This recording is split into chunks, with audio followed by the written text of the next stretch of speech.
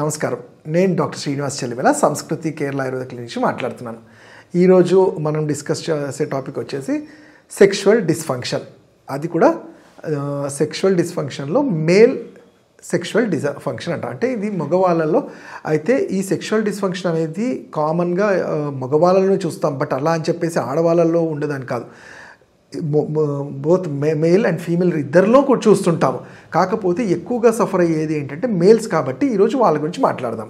And ఇంకోటి, ఎందుకు దీని గురించి టాపిక్ డిస్కస్ చేయాలంటే ఈ సెక్షువల్ డిస్ఫంక్షన్ అనేసరికి చాలామంది భయపడిపోయి కంగారు పడి ఎవరితో డిస్కస్ చేయకుండా అది ముదిరే వరకు ప్రాబ్లం క్రియేట్ చేసుకుంటారు. కాబట్టి దీని గురించి తెలుసుకుందాం.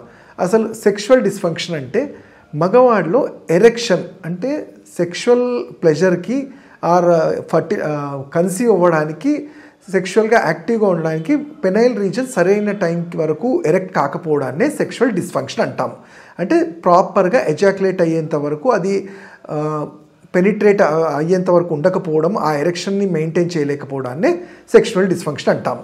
అందులో సెక్షువల్ డిస్ఫంక్షన్గా చూసుకుంటే అది మోస్ట్లీ ఇది న్యూరోజెనిక్ సెక్షువల్ డిజార్డర్ అంటాము. Erectile dysfunction, neurogenic erectile dysfunction అంటాము.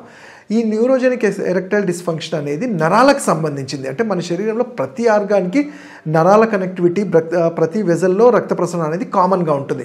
ఎప్పుడైతే నర్వస్ వీక్నెస్ వల్ల పెనైల్ రీజన్లో అంటే అంగానికి చేరాల్సిన వెజల్స్లో రక్త ప్రసరణ తగ్గిపోవటము, నర్వ్స్కి కావాల్సిన పట్టు లేకపోవటము, దానివల్ల తొందరగా ఎజాక్యులేట్ అవ్వటము. అంటే ఇది ఇంకో డిసీజ్. దాంట్లో ఏంటంటే నేను ఇంతకుముందు చెప్పినట్టు నర్వస్ డిజార్డర్ ఎంత ప్రాబ్లం అవుతుందో, ఇంకోటి ఎరెక్టైల్ డిస్ఫంక్షన్ కాకుండా ప్రీమెచ్యూర్ ఎజాక్యులేషన్ అంటాం. అంటే శీఘ్రస్ఖలనము. ఇక్కడ ఏంటంటే నర్వ్స్తో సంబంధం లేకుండా ఆర్ ఎటువంటి బ్లడ్ సర్క్యులేషన్ ప్రాబ్లం లేకున్నా కానీ ఎజాక్యులేషన్ అనేది తొందరగా అవుతుంటుంది. అంటే శీఘ్రస్ఖలనం, దీనివల్ల ఇద్దరు పార్ట్నర్స్లో అసంతృప్తి అనేది చూస్తుంటాం. బట్ ఈ శీఘ్రస్ఖలనం అనేది మోస్ట్లీ అది సైకలాజికల్గా కూడా ఉంటుంది. ఇక్కడ ఏంటంటే దానికి చాలా ఎగ్జాంపుల్స్ ఇస్తుంటాను నేను.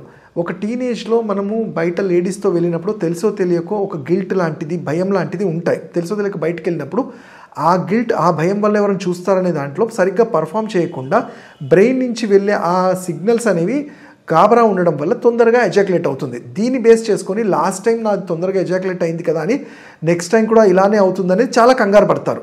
సో వీళ్ళకి కౌన్సిలింగ్తో పాటు నిజంగా అసలు ఏం జరుగుతుంది అనేది ఎక్స్ప్లెయిన్ చేయగలిగితే చాలా మటుకు, అంటే వీళ్ళు పోర్నోగ్రఫీ కానివ్వండి, బయట ఇట్లా లేడీస్తో కానీ తగ్గించుకొని normal discipline life style lead చేయగలిగితే దీని నుంచి బయటపడగలుగుతారు.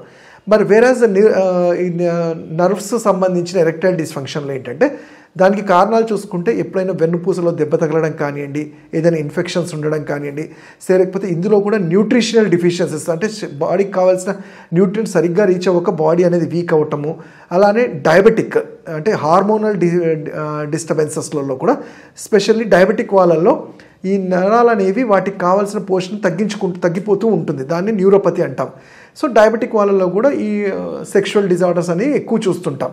సరే, మరి ఇవన్నీ తెలుసుకున్నాము.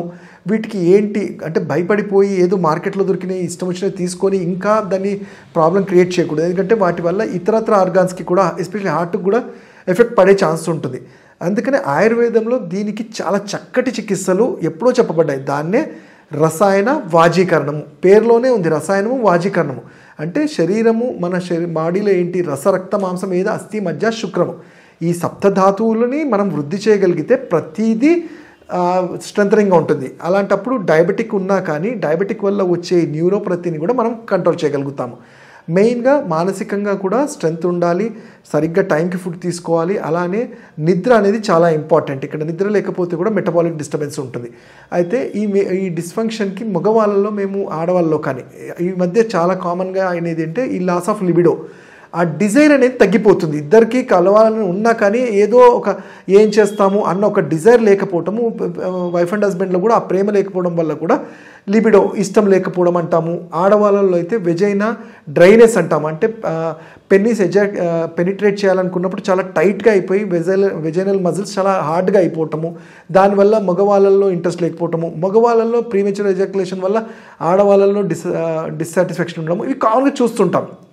సో అందుకని వీటన్నిటిని కూడా నేను చెప్పినట్టు ఇంతకుముందు డైట్తో పాటు మన మానసిక ఆందోళన, ఈ స్ట్రెస్ని తగ్గించుకుంటూ ఈ ఎరెక్టైల్ రీజన్ తెలుసుకున్నాం కాబట్టి ఒకవేళ నిజంగానే ఇది మగవాళ్ళలో న్యూరోజెనిక్ అనుకున్నాము, నరాలు వీక్నెస్ వల్ల అన్నప్పుడు ఏం చేస్తామంటే ఈ నరాలకి సంబంధించి చాలా చక్కటి ఔషధాలు లైక్ అశ్వగంధ, కపికచు, శతావరి, విదారిగంధ అని ఇది మనకి మార్కెట్లో దొరుకుతాయి. కాబట్టి ఎట్లా అంటే అట్లా వాడడానికి లేదు. ఆయుర్వేద వైద్యుల్లో కలిసిన తర్వాత మీ నాడి ప్రకారము వాతపైత్య కఫ మీరు మాతో మాట్లాడిన తర్వాత మీ తత్వాన్ని బట్టి ఆ మెడిసిన్ని సరైన పోషకాలతో సరైన అనుపానంతో దాన్ని అడ్వైస్ చేస్తాం. ఇవన్నీ అయిన తర్వాత కూడా కాలేదు అంటే మానసికంగా ఒత్తిడి ఉంటే దాన్ని తగ్గించుకుంటూ కాలేదన్నప్పుడు రసాయన వాజీకరణలో చికిత్సలో బస్తీ క్రియ అంటాం. అంటే కొన్ని ఔషధాలని పాలల్లో కషాయంలాగా చేసి త్రూ యానస్ ద్వారా పంపడం వల్ల ప్రతి మజిల్ ప్రతి కణం అనేది యాక్టివేట్ అవ్వడానికి ఛాన్సెస్ ఉంటాయి. అలానే ఆడవాళ్ళలో కూడా ఈ మజిల్ స్టిఫ్నెస్ తగ్గడానికి చాలా మంచి ఆయిల్స్ ఉంటాయి. ఇద్దరూ మాట్లాడుకొని ఫోర్ ప్లేలో ఎక్కువ టైం గడపడం వల్ల కూడా కొంచెం ఈ స్ట్రెస్ అనేది తగ్గుతుంది. అలానే ఆయుర్వేదంలో చెప్పబడిన ఔషధాలు మానసికంగా అండ్ శారీరకంగా రెండు డిఫెక్ట్స్ ఉన్నప్పుడు వాటిని కరెక్ట్ చేయడంలో హెల్ప్ చేస్తుంది. ఇంకా వీటి గురించి మీరు తెలుసుకోవాలంటే మీరు నన్ను పర్సనల్గా కానీ నా క్లినిక్స్లో ఆన్లైన్ కన్సల్టేషన్ చేయొచ్చు. నా నంబర్ 7658909501. Thank you.